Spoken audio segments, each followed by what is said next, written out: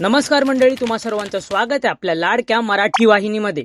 आज big boss मराठीच्या एपिसोडमध्ये आपण पाहणार आहोत राकेश राखीला म्हणतात, तू बॉलिवूडमध्ये जशी आहेस तशी मला नाही आवडत। आणि ह्यावेळी पण राखी सोडणार आहे काटा ग्रुप।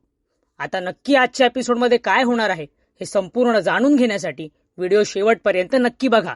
आज आपण पाहतो दीपाली यांना अनुश्रीकडून चपाती बनवायला शिकायचं आहे। अनुश्री दीपाली यांना बोलतात, तू चपाती नको बनवूस, रेवाला बनवू दे, तू बनवतेस त्या चपात्या कच्च्या असतात म्हणून।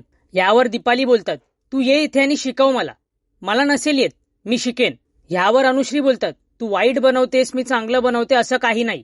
यानंतर आपण पाहणार आहोत गार्डन एरियामध्ये विशाल आणि संकेत हे विशालच्या कॅप्टन्सीवर अनुश्री डिसअपॉइंटेड आहे अशी चर्चा करतात। विशाल संकेत यांना बोलतात, तुझा चॉईस क्लिअर होता, मला विशालला कॅप्टन बघायचं आहे। आणि अनुश्रीचं असं होतं की मी कॅप्टन नाही झाले तर विशालला होऊ दे। जर मी अनुश्रीच्या जागी असतो तर एवढा डिसअपॉइंट झालोच नसतो आणि शक केलाच नसता। जर विश्वास आणि कॉन्फिडन्सच नाही तर कसला ग्रुप आहे यार। नंतर आपण पाहणार आहोत राकेश राखीला बोलतात, तू विदाऊट मेकअप छान दिसतेस।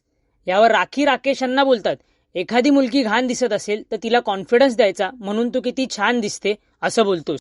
यावर राकेश बोलतात, मला जर कोण आवडतं तर I like them in different वे, मला तू बॉलिवूडमध्ये जशी आहेस तशी नसशील आवडत, मला तू वेगळ्या वेमध्ये आवडतेस। यानंतर आपण पाहणार आहोत राखी गार्डन एरियामध्ये टीम टोळीसोबत दिसते आणि ती काटा ग्रुप सोडणार यावर चर्चा करते।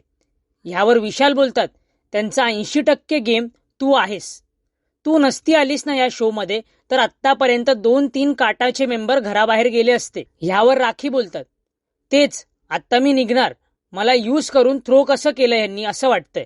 यावर राखी बोलतात, तेच आता मी या ग्रुपमधून निघणार, मला यूज करून थ्रो केलं ह्यांनी असं वाटतंय। यावर सागर आणि अनुश्री राखीला बोलतात, असं किती वेळा निघतेस तू आणि परत तिथेच जातेस। मंडळी, तुम्हाला काय वाटतं, राखी यावेळी खरंच काटा ग्रुप सोडून टोळीमध्ये जाईल का हे आम्हाला कमेंट्समध्ये नक्की कळवा। आणि बिग बॉस मराठीच्या अशाच अपडेटसाठी फॉलो करा, सबस्क्राईब करा आपल्या लाडक्या मराठी वाहिनीला।